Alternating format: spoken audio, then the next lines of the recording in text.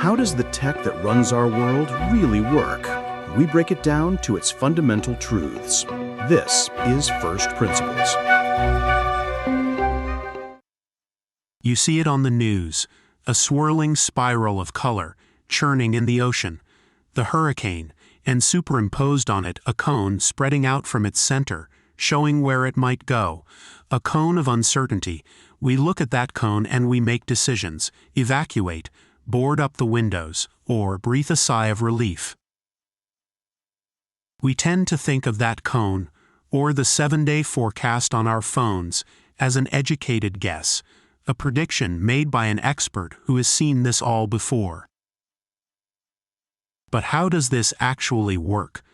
What simple rules make it possible for a machine to predict the future of something as vast and wild as the weather?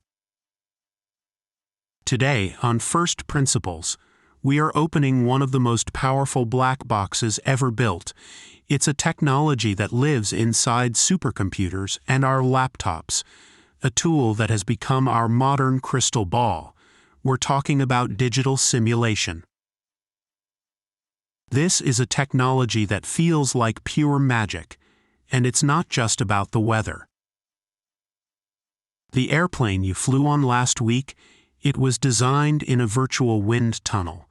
Engineers simulated the flow of air over a digital wing thousands of times before they ever bent a piece of metal. They crashed that digital plane in a dozen different ways to see how the fuselage would react, all without risking a single life or a single dollar of hardware. The car you drive, its crumple zones weren't just tested by smashing a few prototypes into a wall. They were perfected by running a simulation of a crash, over and over, modeling the impact on every single bolt and bracket down to the millisecond. Look deeper, and simulation is everywhere. It's how an astrophysicist watches a star go supernova, a process that takes place over an hour but is a million light-years away. They build a digital copy of the star and hit play. It's how a pharmaceutical company tests a new drug by simulating how a complex protein will fold itself into a new shape. It's how city planners model traffic flow to see if a new highway will actually reduce congestion or just create a new bottleneck. It's even how the special effects in your favorite blockbuster movie work. That realistic explosion, that tidal wave, it's not just an artist's drawing. It's a physics simulation, calculating the motion of smoke and fire and water according to the same fundamental laws that govern our own world. Digital simulation is a what-if engine, a time machine that can run forwards or backwards. It is a laboratory for running experiments that are too big, too small, too fast, too slow, too expensive, or too dangerous to run in real life. It gives us the power to explore possible worlds. But it all feels impossible.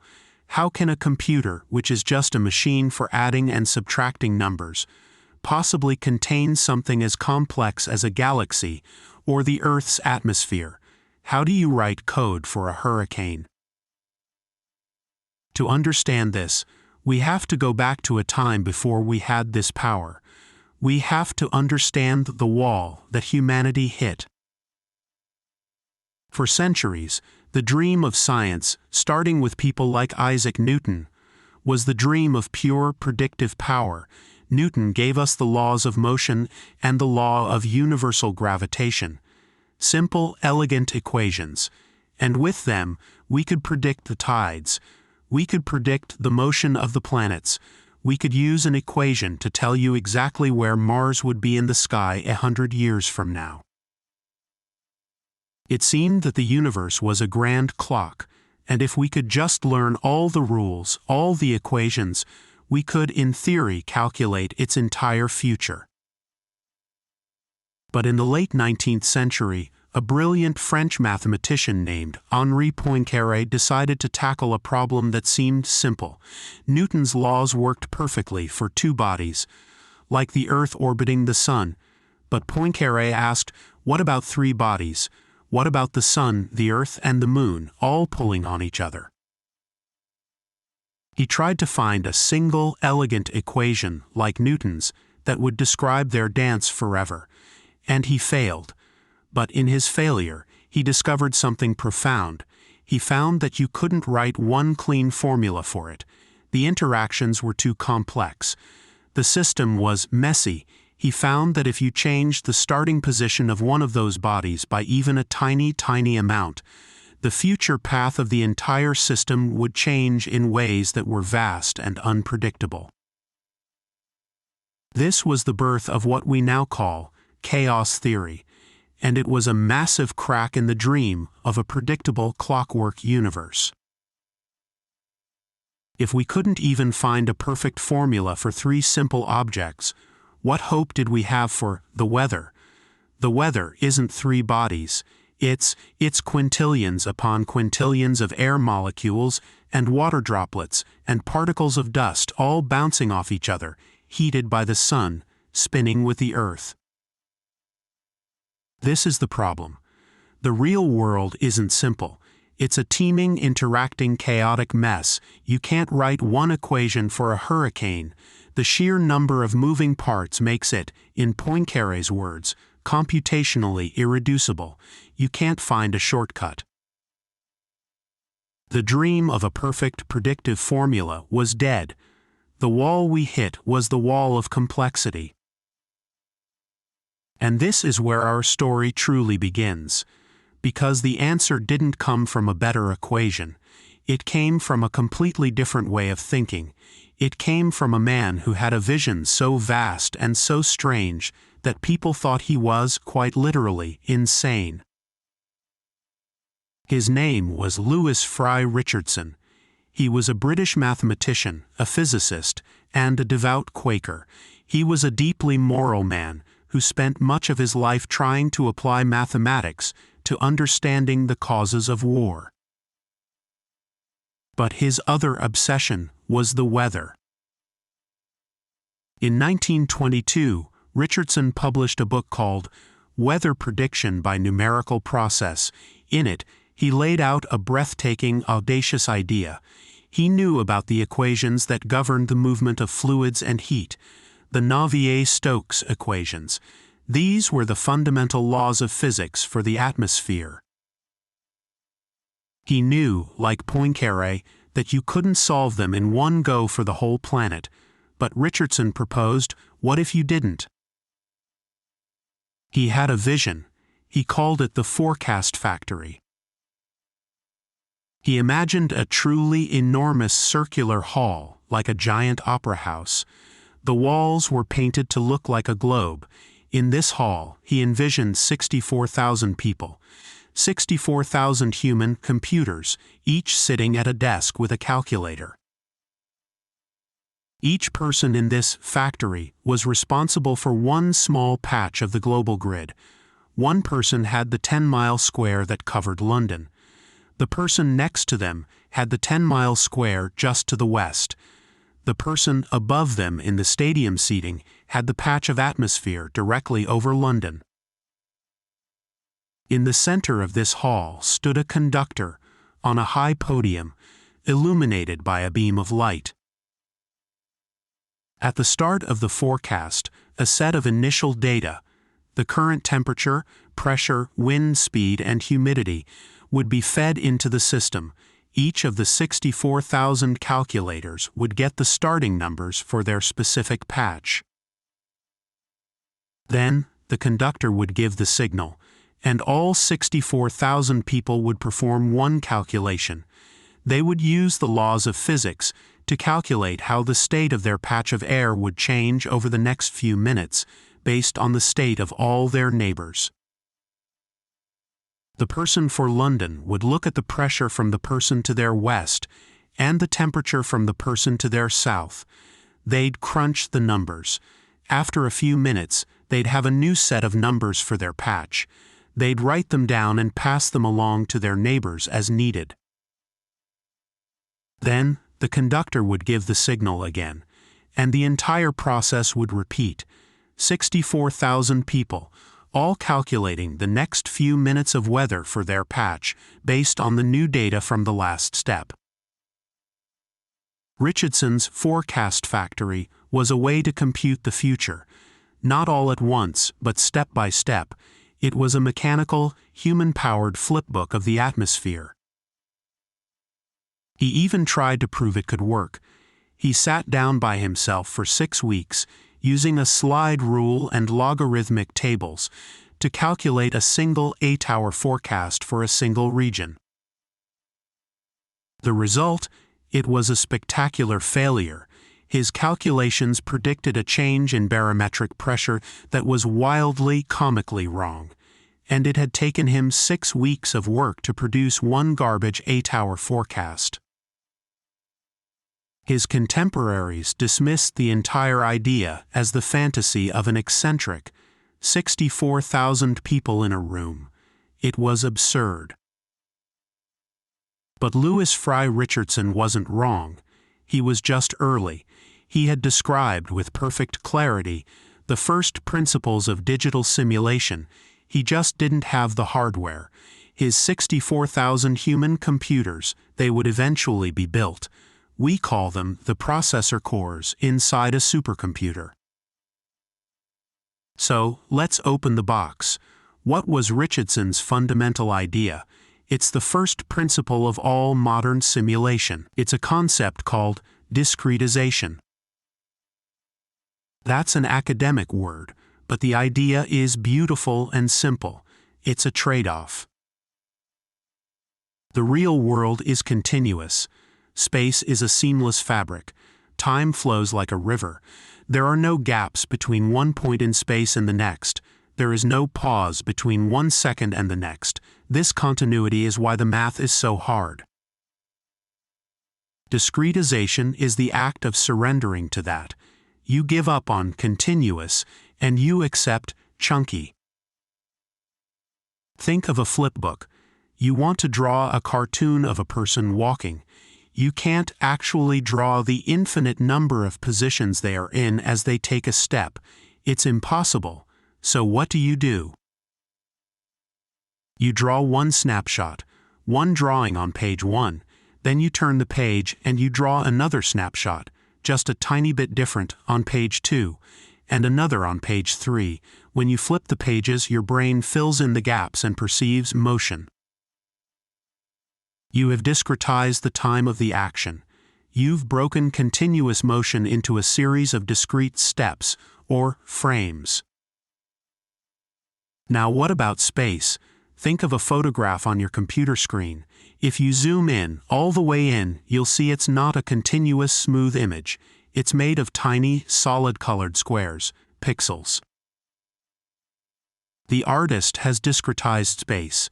They've taken a continuous real-world scene and broken it down into a grid of finite cells, and just stored the average color for each cell. That's it. That is the core, fundamental, irreducible truth of all digital simulation. First principle 1.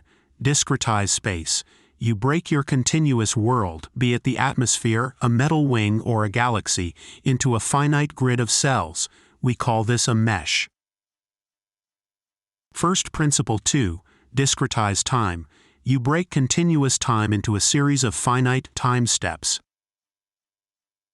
You can't calculate what's happening everywhere, all the time, but you can calculate what's happening in one cell at one moment. This simple, powerful idea is the key that unlocks the entire black box. It turns an impossible calculus problem into a simple arithmetic problem that you just have to do 1 trillion times. Let's build a simulation, right now. Not of the weather, that's too complex. Let's simulate something much simpler, the flow of heat through a unidimensional metal bar. Imagine a simple iron rod.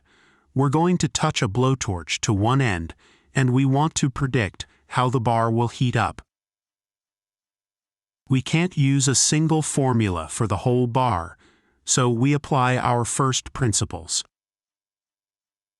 First, we discretize space. We break the bar, which is continuous, into a simple 1D grid. Let's say 10 cells. We'll call them cell 1, cell 2, cell 3, all the way to cell 10. We don't care about the temperature at every point. We only care about the one average temperature inside each cell. Second, we discretize time. We won't calculate the flow of heat continuously. We'll calculate it in steps. Let's say 1 second ticks. Third, we need the physics. What's the rule? The rule for heat transfer in simple terms is that heat flows from hot to cold, and the rate it flows depends on the difference in temperature. A big difference means a fast flow. A small difference means a slow flow. Finally, we need our initial conditions. This is the data we feed into the simulation at the very beginning. This is time step 0. So at time step $t equals $0, we touch our virtual blowtorch to cell 1. We'll set its temperature to 1000 degrees. The rest of the bar is cold. So cells 2 through 10 are all at 0 degrees. That's our setup. A 10-cell grid, a simple rule, and a starting state. Now we tell the computer go. The computer begins. It's at time step 1. It moves to cell 1. It looks at its neighbors. Its only neighbor is cell 2. The computer compares their temperatures.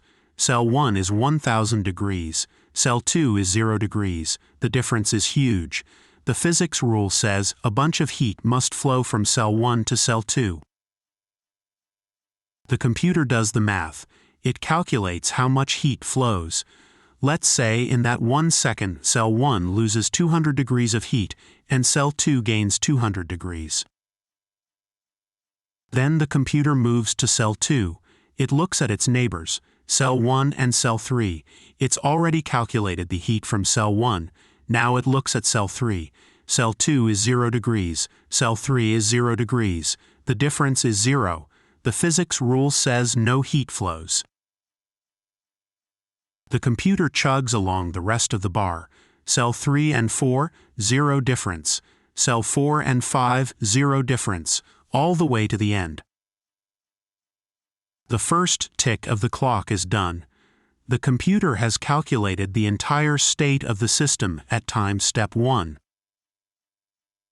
The new state of our bar is cell 1 to 800 degrees, cell 2 to 200 degrees, cells 310 to 0 degrees. This new state, this output, now becomes the initial condition for the next step. This is the iteration. This is the loop. Now, the computer calculates time step 2. It goes back to cell 1. It looks at cell 2. Cell 1 is 800. Cell 2 is 200. There is still a difference. The rule says heat must flow. But the difference is smaller now, 600 degrees instead of 1000. So, less heat flows this time. Maybe cell 1 loses 120 degrees and cell 2 gains 120. But wait, the computer moves to cell 2. It's at 200 degrees. It looks at its neighbors. It looks at cell 1, 800, and it looks at cell 3, 0 degrees. It's already gaining that 120 degrees from cell 1. But now it also has a difference with cell 3. Cell 2 is 200. Cell 3 is 0. The rule says heat must flow. A bunch of heat flows from cell 2 to cell 3. Let's say cell 2 loses 50 degrees to cell 3. The computer does this for every cell. It calculates all the interactions simultaneously based on the state from time step 1. So, at the end of time step 2, the new state might be cell 1 to 680 degrees, cell 2 to 270 degrees. It gained 120 from cell 1 but lost 50 to cell 3. Cell 350 degrees, cells 410 to 0 degrees. Do you see what's happening?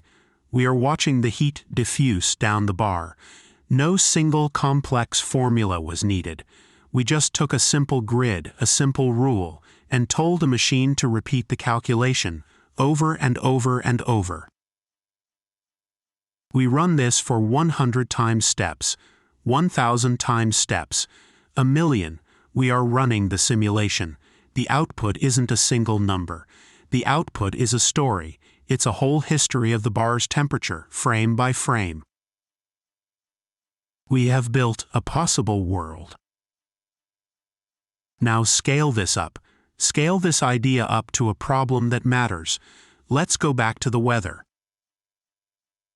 Instead of a 1D metal bar, our grid is a 3D mesh covering the entire planet. It's a giant, virtual Rubik's Cube. These cells might be 10 miles wide, 10 miles long, and a mile high. There are millions of them, covering the oceans, the mountains, and high up into the stratosphere. Instead of one number in each cell, temperature, our computer has to store many numbers for every single cell.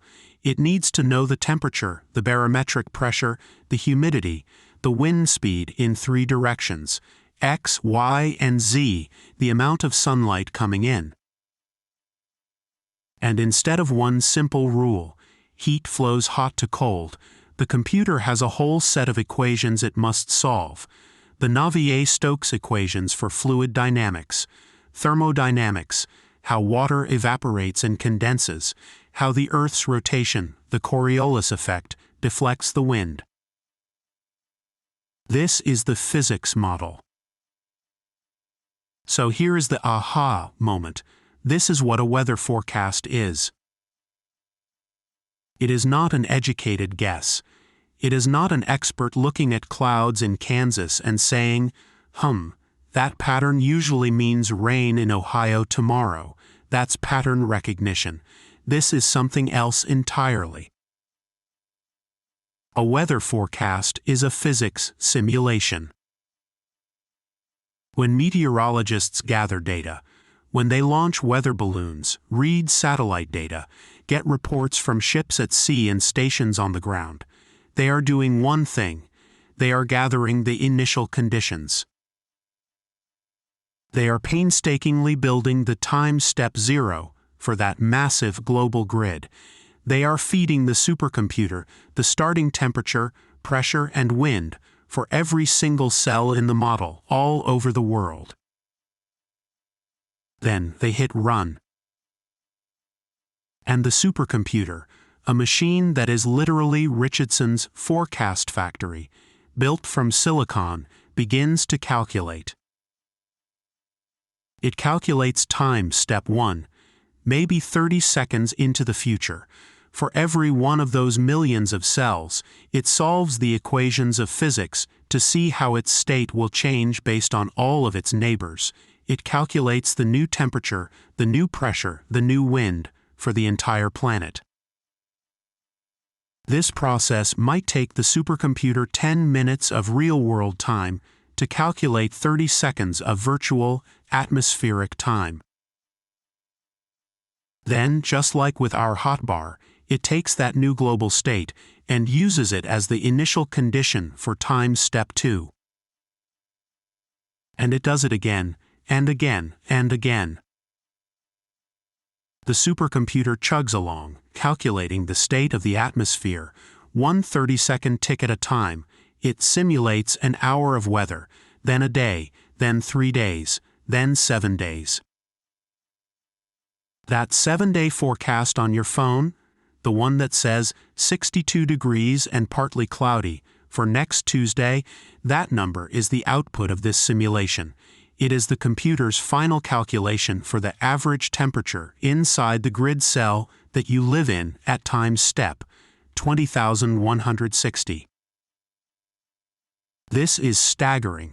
It means we are literally building a digital copy of our atmosphere and letting it evolve according to the laws of physics, faster than reality. But this brings us to the most important question, the common misconception. If it's just physics, if it's a simulation, not a guess, why is it so often wrong? Why is the 7-day forecast so unreliable? This is the real, unseen giant. This is the deepest, most profound aha moment in the entire field. The problem isn't the simulation. The problem is reality. The problem is what Poincaré discovered back in the 1890s. The problem is chaos. The simulation works. The physics model is good. The flaw is not in the process. The flaw is in time step 0. The flaw is measurement. Remember how we said meteorologists gather data to create the initial conditions? Well, they can't. Not perfectly. We don't have weather balloons in every single grid cell. We don't have a thermometer over every square mile of the Pacific Ocean. There are gaps, huge gaps. And even where we do have measurements, they aren't perfect. Is the temperature 70.2 degrees or 70.21? Is the wind 15.4 miles per hour or 15.4001? These tiny microscopic errors in the initial data, they seem insignificant, but in a complex, chaotic system like the atmosphere, these tiny errors get magnified. At time step 1, that 0.01 degree error is still just a 0.01 degree error. But at time step 1000, that error has been amplified, causing a different interaction. By time step 1,000,000, that tiny initial rounding error has caused the simulated wind to be 5 miles per hour different than it would have been. A high-pressure system that should have formed didn't. The simulation is still running the physics perfectly, but it's running the physics on a possible world that was just slightly different from our actual world to begin with. The further the simulation runs into the future, the more these tiny initial errors are magnified until the simulated world has diverged completely from the path our real world is taking. This is why the 24-hour forecast is usually quite accurate.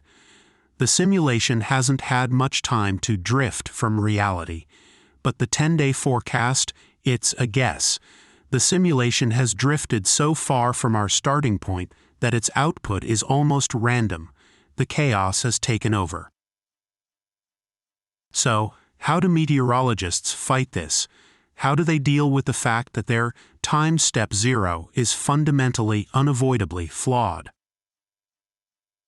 This is the most brilliant part of all. They don't run the simulation once, they run it dozens of times. First, they run the simulation with their best guess initial data. This is the control run. Then, they run the entire simulation again, but this time, they intentionally tweak the initial data.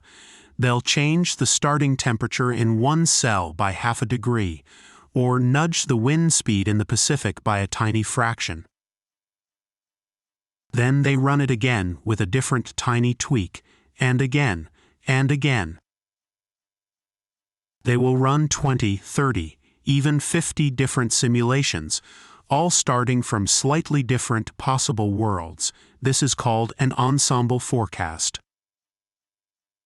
Now, let's go back to that hurricane.